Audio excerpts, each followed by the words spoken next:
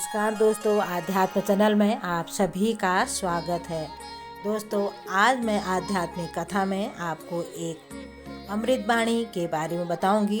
अमृतवाणी जो हमारी भाषा होती है, वाणी होती है, हमें किस तरीके से बोलना चाहिए और कौन से शब्द बोलना चाहिए, और बोलने से पहले हमें सोच लेना चाहिए कि हमें क्या बोलना है, कैसे बोलना है।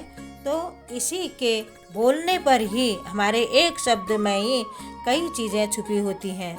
हमारा अर्थ क्या है, क्या नहीं है, इसी के बारे में आज मैं आपको बताऊंगी कि हमारी अमृतवाणी क्या होती है। जब एक व्यक्ति था, वह मृत्यु के करीब था। मृत्यु से पहले वो अपने बेटे को कुछ देना चाहता था, और तो वह अपने बेटे से बोला कि मैं तुम्हें कुछ देना चाहता हूँ।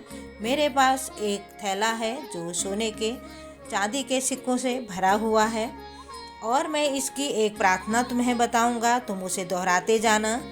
जब भी आप जो चीज़ खर्च करोगे, जहाँ भी दोगे, वहाँ पर तुम ये बात बोल देना, तो तुम्हारे चांदी के सिक्के कभी ख़त्म नहीं होंगे। उसके बेटे के कान में उसने 4 शब्दों को प्रार्थना कही और वह वहीं पर मर गया।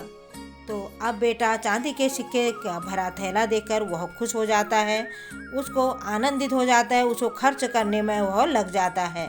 वो खर्च करने में इतना लीन हो जाता है कि वो प्रार्थना ही भूल जाता है। जब थैला खत्म होने को आता है तो उसको वो प्रार्थना याद आती है।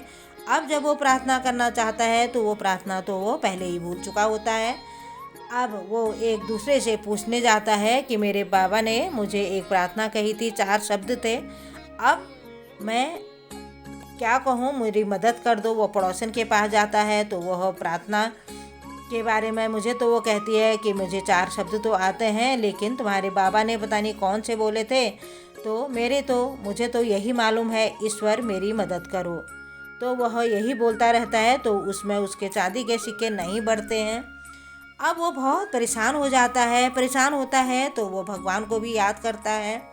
उसके बाद फिर वो कुछ सुना होता है और आगे पीछे जाता है, और हमें कोई भी जान पहचान सा लगता है तो उससे वह बात करने लग जाता है। और लेकिन जब चांदी के सिक्के उसके कई बार कुछ भी बोलने से नहीं बढ़ते हैं, वह बहुत दुखी भी हो जाता है।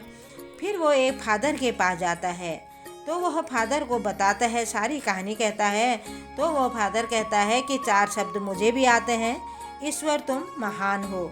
ये 4 शब्द वह बोलता रहता है, उनकी प्रार्थना करता है, और वो फादर कहते हैं इसमें काफ़ी शक्ति है। और ये चीज़ वो दोहराता है तो उसके थैले में कोई पैसा, कोई चांदी का सिक्का नहीं बढ़ता है। फिर वह एक नेता से मिलता है और उससे भी कहता है, और नेता उसको कहता है कि ईश्वर को बोल दो, ये प्रार्थना है, ये कारीगर होती है।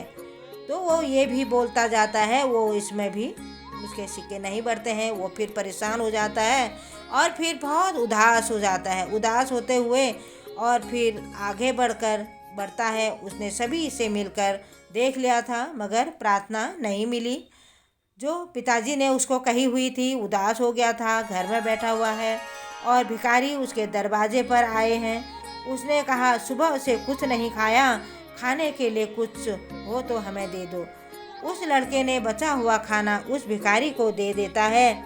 उस भिखारी ने खाना खाकर बर्तन वापस लौटाए और ईश्वर से वह प्रार्थना की, हे ईश्वर तुम्हारा धन्यवाद है। अचानक वह चौंक पड़ा और चिल्लाया कि अरे, यह तुमने क्या 4 शब्द बोले, एक बार और बोल दो, इसको दोहराओ। उसने कहा कि ईश्वर तुम्हारा धन्यवाद है, और वह बहुत खुश हो गया और वो यही चीज़ बोलने लगा, और उसका थैला बढ़ने लगा, चांदी के सिक्के बहुत बढ़ने लगे। इससे समझे कि जब उसने किसी की मदद की तब उसे यह मंत्र फिर से मिल गया था। हमें हमेशा जो भी हमारे पास होता है, कम या ज़्यादा, हमें हर किसी की मदद करनी चाहिए।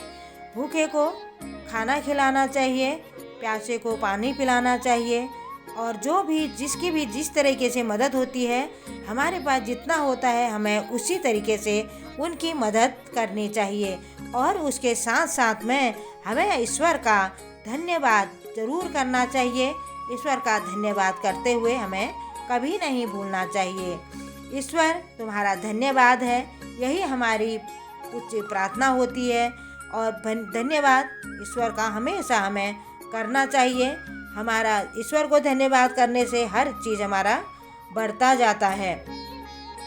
अगर ईश्वर को धन्यवाद करने से हमारे घर में बरकत होती है और प्रतिदिन धन्यवाद के भाव हमारे मुंह से निकलते हैं।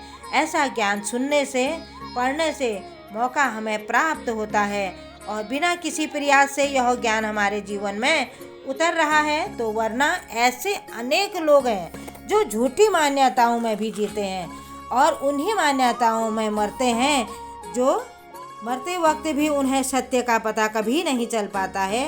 वे अंधेरे में ही जीते हैं और अंधेरे में ही मर जाते हैं और भगवान का वो कभी भी धन्यवाद नहीं करते हैं। और हमें ये 4 शब्दों को कभी नहीं भूलना चाहिए। इन शब्दों से हमें इन प्रार्थना को करने से हमें काफ़ी शक्ति मिलती है, भगवान का साथ मिलता है। वो भगवान हमारे हमेशा साथ में रहते हैं। इसीलिए इन 4 शब्दों को हमें कभी नहीं भूलना चाहिए। भगवान का हर जगह पर, हर चीज़ के लिए सुबह से शाम हम हर काम करते हैं और इतने काम में हमारी मदद ईश्वर ही करता है। हमारे साथ में हमेशा वो रहते हैं। इसीलिए इन शब्दों को हमें कभी नहीं भूलना चाहिए। ईश्वर तुम्हारा धन्यवाद है।